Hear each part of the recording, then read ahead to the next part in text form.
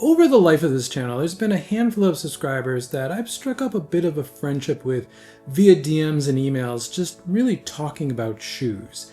And one in particular, about 6 weeks ago, reached out to me saying that I'm going to be in Taipei soon. Would you like to try the Puma Fast-R 3? So obviously I said yes. Now this subscriber is someone I talk to quite frequently. We've had an ongoing DM talking about shoes for well over a year and a half. He is a big proponent of the Puma Fast-R 3 and really wanted me to try it. So he reached out and offered me to try his pair. He also said that he's got a pair of Evo 2s. If I'd like to try those too, he'll bring them and we can try them both together and talk about them. So obviously I said yes.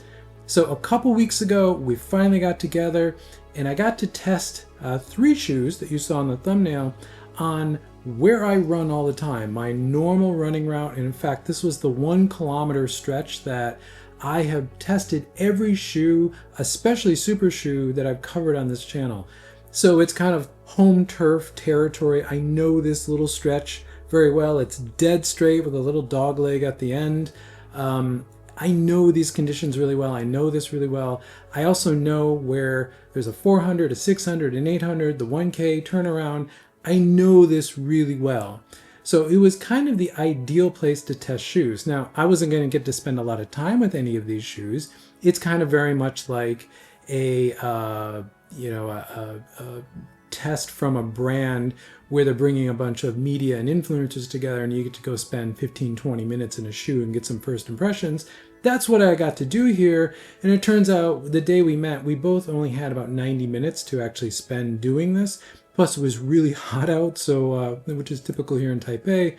So it wasn't the optimal conditions, but I did get a really good first impression of all 3 of these shoes in this video, and I thought I'd share because I think it's quite interesting where these 3 shoes are right now.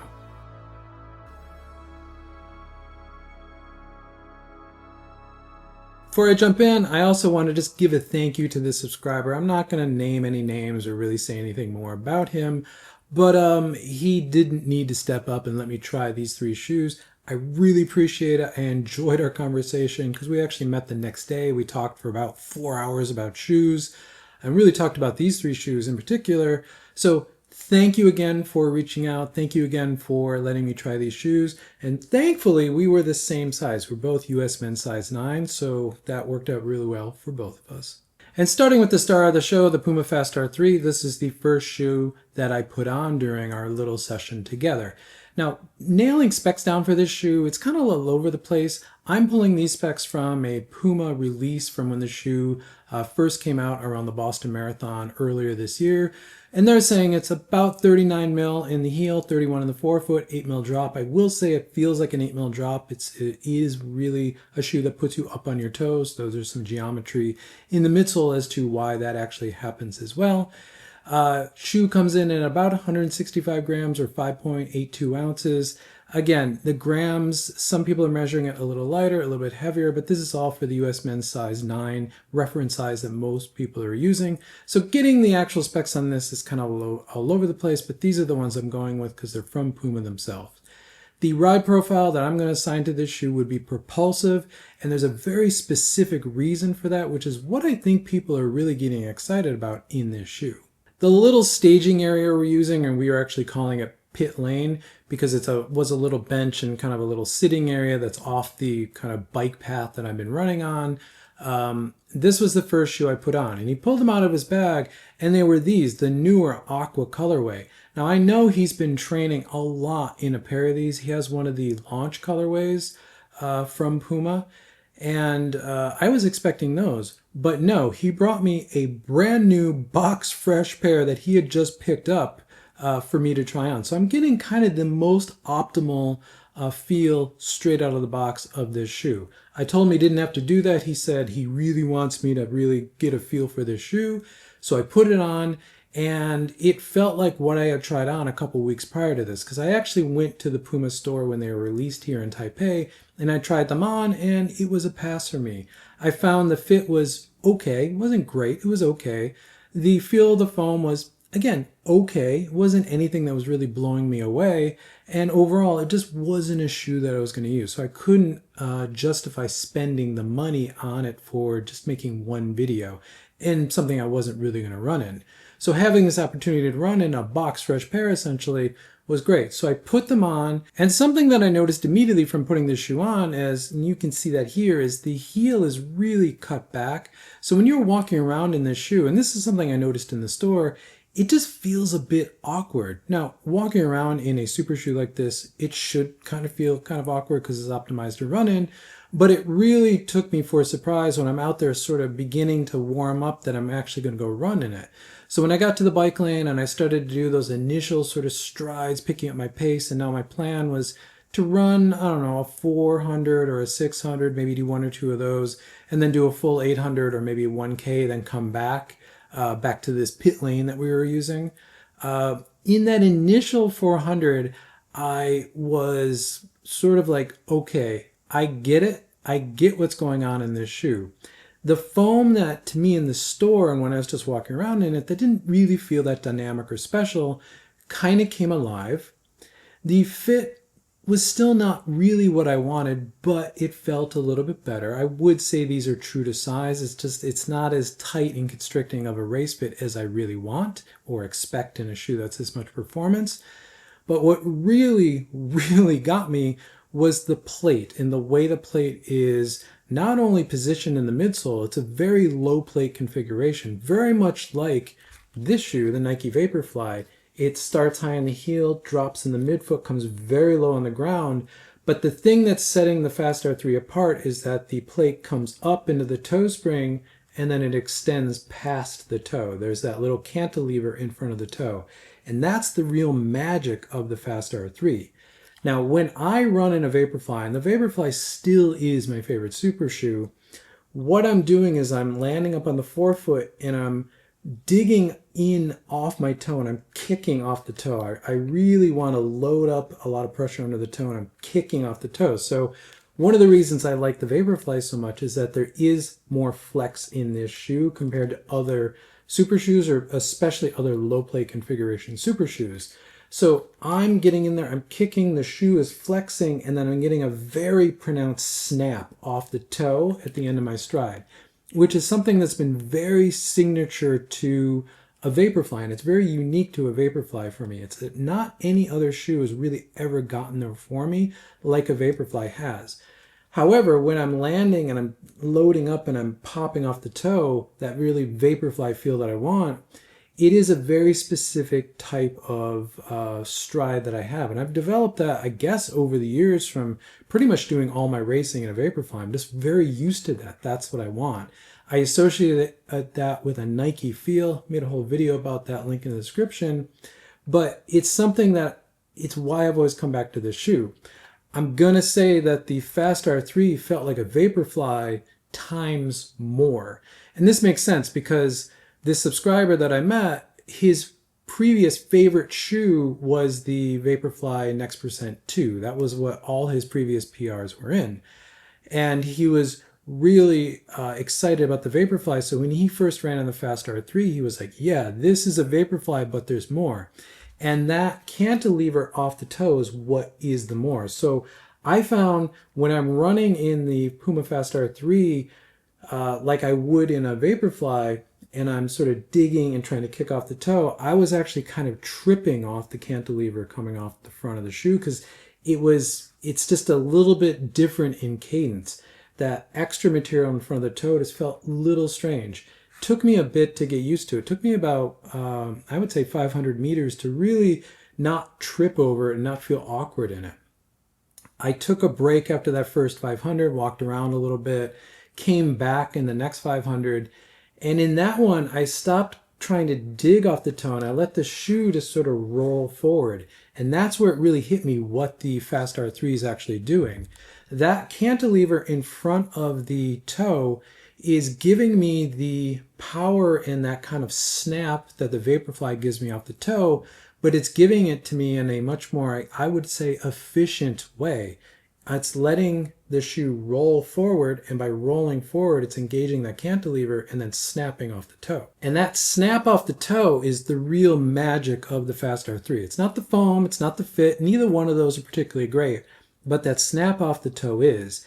For me, as someone who prefers the Vaporfly and I was always running the Vaporfly and I want to dig off the toe, it's a little strange to me. I don't necessarily like it. Now that I've run about 2K in that shoe, it's not for me. It's not a shoe I'm going to buy. It's not a shoe I'm really going to run in because I don't like the way that feels. But for a runner who's typically run in shoes where they're just rolling forward, they're not really wanting to dig off the toe, they're just letting the shoe kind of roll them forward. Having that cantilever is now giving them the power of that real snap of the plate off of the toe, and that feels magical, and I think that's what people are responding to. I totally get it. If you're a runner who likes a shoe to roll you forward but wants a little extra snap, that's the Puma Fast-R 3. I think it is a much better shoe than the Deviate Nitro Elite 3 from last year. I think it's much more interesting. I think it's much more engaging. But as I said, it's not really a shoe for me because it's going to force me to have to run in a very specific way that's only going to feel right in that one shoe. If I go to any other shoe, it's going to feel strange. And that's something the subscriber and I talked a lot about, actually. He said that now he's gotten used to the Fast-R 3, and that's what he's going to go try to do another PR in at the Sydney Marathon later this year. He feels very awkward running in any other shoe. In his previous PR shoe, as I said, he was always running in Vaporflies, but his previous PR, or his current PR, I guess, is in the Adidas Evo 1. And it's around a 2:23 and change. So he's a considerably faster marathoner than I am as well. He said that when he's gone to run in the Vaporfly 4 or the Evo 1 or the Evo 2, they feel very strange because they don't have that sort of snap off the toe. He's someone who has a longer stride than me. He's a little bit more of a midfoot striker than I am. So he likes that rollingness and that kind of engagement of that cantilever and snapping off the toe. Now that I've run in and I totally understand that, I get where people that like a more rolling shoe are now experiencing that sort of snap off the toe for the first time, and that's why they like that shoe so much.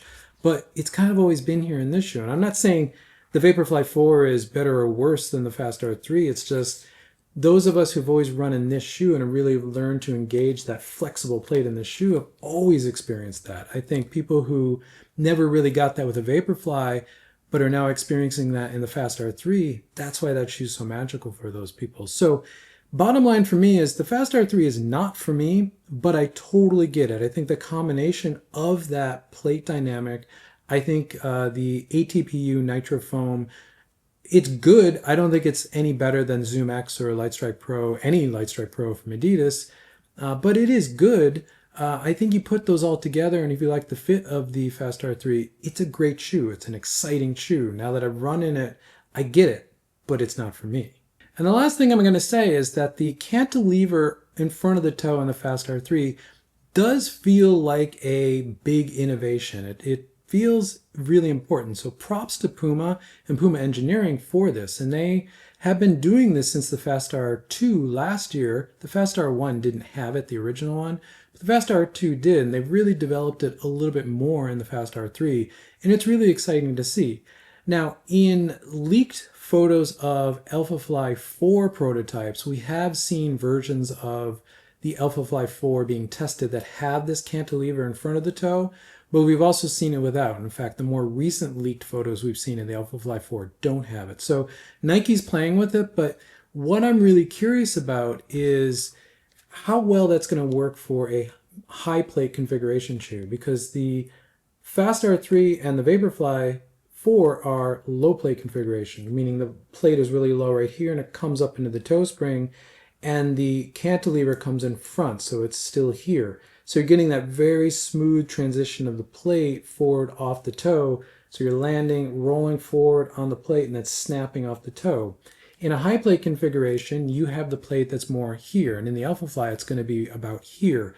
And it kind of has to be there because of the AirPods. Now that's going to be higher up. The angle of attack for the plate or any kind of cantilever you can have in front of the toe is going to be a little different. I'm not saying it's not going to work, but it's going to feel very different because you're not rolling as much. So Nike's going to have to play with the plate toe spring, specifically the toe spring under the big toe in that shoe, if they're going to go with that design.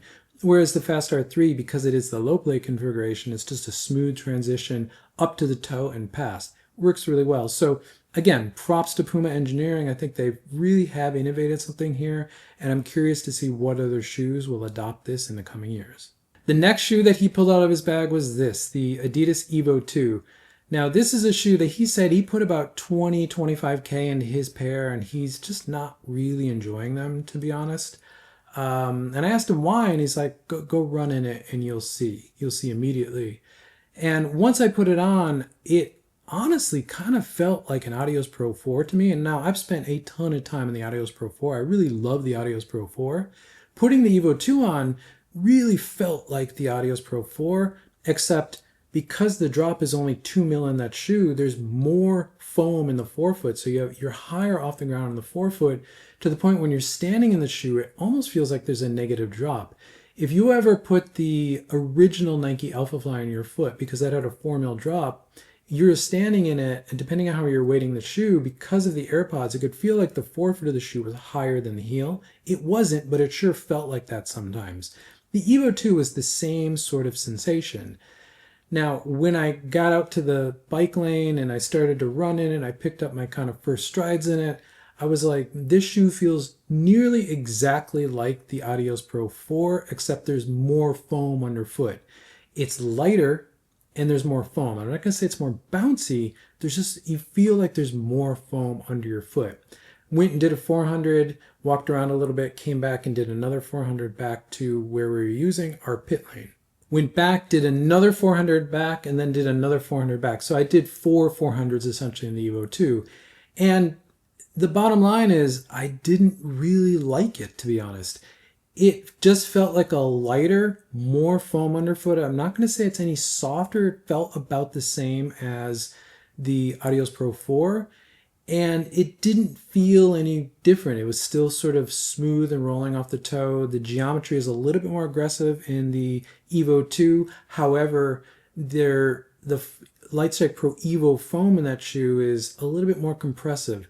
I'm not going to say it's bouncier. It's not necessarily softer. It's just more compressive. And I think that's just the airiness of Lightstrike Pro Evo foam. And whatever the chemistry is of that foam, whatever it is, we don't really know. I don't think it's the same as the Evo 1, though it is similar in sort of the feel compared to, say, Lightstrike Pro that's in the Adios Pro. But came back after that fourth 400, and I'm like, yeah, I kind of get this shoe. I kind of get why you don't really like this shoe. It feels like if I owned it, I could get used to it and I could really enjoy it, but it doesn't feel special like the Evo 1 did. And frankly, the Adios Pro 4, I don't know. I was getting like 90-95% of the feel of the Evo 2 in the Adios Pro 4. And I would rather run in the Adios Pro 4 because when I took the shoe off and I looked at the outsole, now the Evo 2 has this liquid rubber outsole, but unlike what's on the Evo 1, which is just one piece of it, on the Evo 2, it's kind of cut out into this, I guess, treaded section. You could see that that was starting to really tear apart. Now, this shoe had under 30K on it, and the outsole was really beginning to tear apart. It's just very strange. The Adios Pro 4, I think, is a really great blend of a great foam. I think the new Lightstrike Pro that's in that shoe is amazing. I think Adidas has the best race outsole of anyone right now with their light traction CPU outsole.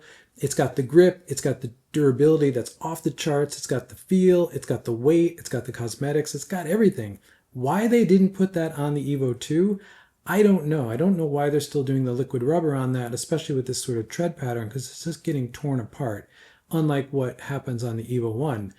So I think if Adidas put the light traction outsole on this and made it a little bit more durable, then yeah, it would probably be okay. But is it $500 okay over the Adios Pro 4? No. I'll say the upper on the Evo 2 is quite nice. It's an airy mesh like what was on the Evo 1. Not quite as airy. And the fit is actually quite good on it, though the fit on foot feels very similar to what's on the Adios Pro 4. So at the end of the day, I think with the Evo 2 is with the Adios Pro 4, you're getting the majority of the feel of the shoe in a much cheaper, more durable package that most of us runners need. Now, the Evo 2 does have an advantage, and is how you can engage the rods in that shoe. And I'll talk about that with the next shoe as to what that feeling is. But you need to be a really well-trained elite athlete to really get that out of this shoe specifically. And that's just not me. That's also not my friend, the subscriber who owned this shoe. But if I could see if you're an Adidas elite athlete going for a world record or a win, this is a shoe that's really tailored to them, and I get that. But for the rest of us, I think you're going to be totally fine on the Adios Pro 4, and I don't think you should feel sad that you can't get your hands on the Evo 2 or you don't want to spend that much money, because you just don't need it. The Adios Pro 4 is an outstanding shoe, and I would take that over the Evo 2 any day. And that brings us to our last shoe, and this was a total surprise to me because we had not talked about him bringing this shoe to our meeting here. He said, I got a surprise for you. He pulls out his pair of Evo 1s out of his bag. As I said, I didn't expect him to have these shoes. Now, this is his pair of Evo 1s that he raced in last fall, I believe, and got his current PR of 2:23 and some change. He said he's got about 65 kilometers in this pair, and he had his PR written on the side, like you do with an Adidas shoe. I was kind of floored when he pulled his out of his bag and said, you want to try these? Now, I've had the Evo 1 on my foot a couple times now. I've never run in it, but I've sort of jogged in place and jogged around a Marathon Expo a little bit in it, enough to get a feel for the shoe and really understand how that foam was working and how that shoe was engaging the ground. So I was really excited to run in that shoe. I made sure it was okay. I told him I'm only going to do maybe a K, like 1.5K, under 2K in this shoe, because I do not want to put a lot of volume into this shoe, because this is a precious shoe, both to you as your PR shoe, but it's just a very delicate shoe. When you put the Evo 1 on your foot, it feels like you're going from something like this, the Nike Vaporfly 4, which is a track car, like a sports car tuned for the track, a race car. You put the Evo 1 on your foot, it really feels like you're putting a Formula 1 car on your foot. It feels like it's a shoe that is min-max, stripped down, all about performance and cutting edge, everything across the board. And it's absolutely spectacular when you put it on your foot. The other thing that really stood out to me, and I had sensed this a couple times when I had tried the Evo 1 on prior, is that compared to the Evo SL, which is something I've been talking a lot about on this channel, how bad the fit is, the fit of the Evo 1 is perfection. I think the Adios Pro 4 and the Evo 2 and the Adios 9 all have really great fits this year, but they have nothing on the Evo 1. The fit of the Evo 1 is perfection. It's like a glove. It's the upper textile, which is a barely there mesh, the way that wraps around your foot, the last of that shoe, the way that just hugs your foot, and the way the foam honestly kind of wraps around your foot too. It is perfection. Now, this is a shoe that had 65K in it, so it was really molded to his foot, and I could feel that it wasn't molded to my foot, but still it felt spectacular. So when I got to the bike path and started to do my initial strides in the shoe, I was just floored. I was blown away.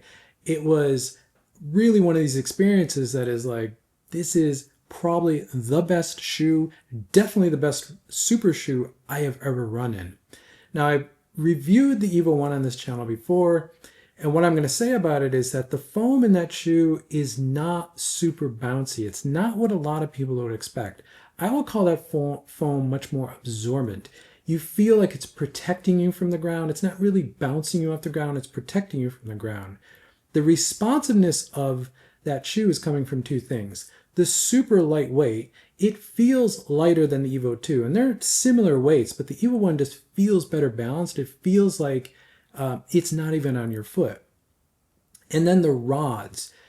The foam in the Evos, both the Evo 1 and the Evo 2, Lightstrike Pro Evo foam, is a very airy foam. So what you're actually getting there is you're getting the best of the rods, meaning you're really getting the power of the rods. So remember, rods are like fingers. So when I'm landing on the ground, I'm absorbing and it's getting a soft feel here, and then you can feel the rods under your big toe and in the medial side of your foot sort of stiffen up, and that really springs you off the toe. In the Evo 1, it's really direct. It's a nice, smooth kind of initial transition, very absorbent, and then all of a sudden you feel the rods under the big toe and kind of the next toe really engage. The shoe stiffens up and then it just springs you forward. It rolls you and springs you forward. It is a remarkably direct feeling. But like an F1 car, it feels very fragile. It feels very like you're on the cutting edge of this shoe and you're on the edge of performance of this shoe. It does not feel durable. It does not feel like a shoe you should be doing a lot of miles in. It feels like a shoe that is min-maxed and perfected for racing, which is what it is. So I did a 400, came back with another 400, went and did a 600, walked another 200, and then did an 800 back in that shoe, and I was blown away. I didn't want to take them off. I didn't want to give them back. Again, probably the best shoe, if not the best super shoe I have ever run in. It resonated everything I want in a super shoe, and it did it well. I love this shoe, the Nike Vaporfly 4, but the Evo 1 is sort of everything I love about this shoe, just more direct, more stripped down, just more bare, more about performance. This is a shoe that feels very bouncy because of the ZoomX foam. I'm getting the flex of the plate. I can dig and drive off the toe. It's great. I absolutely adore this shoe. But the Evo 1 was just more direct. I was getting the absorbentness of the foam. I was really engaging the rod. I could feel the rod structure my foot, absorb, and then snap off the toe. That whole like digging the toe and snapping off the toe was so direct because I was basically running off the rod. Perfection. The Evo 1 is a perfect shoe. And I can really see where that shoe was so special in 2023 and all of last year. It really does feel like after the Vaporfly 4% of 2017, which started super shoes, the Adidas Evo 1 was the next generation. That's the next most important super shoe. It feels special, feels like it's changed the game, and when you run in it, it is absolutely breathtakingly outstanding. And when I got back from that final 800 in the Evo 1, I sat down, and by then I was about a little bit over an hour and 10 minutes of running for me. It was super hot. I was not prepared for just how much fast running I'd actually be doing. Most of the paces I did in these shoes were between my marathon pace, which is about 4:15 per kilometer, down to about 3:30 per kilometer. And I was doing just a range there. Most of what I was doing, which is about 1.5 to 2K in each shoe, was probably close to about 3:55 per kilometer, which is a little bit faster than my 10K pace currently.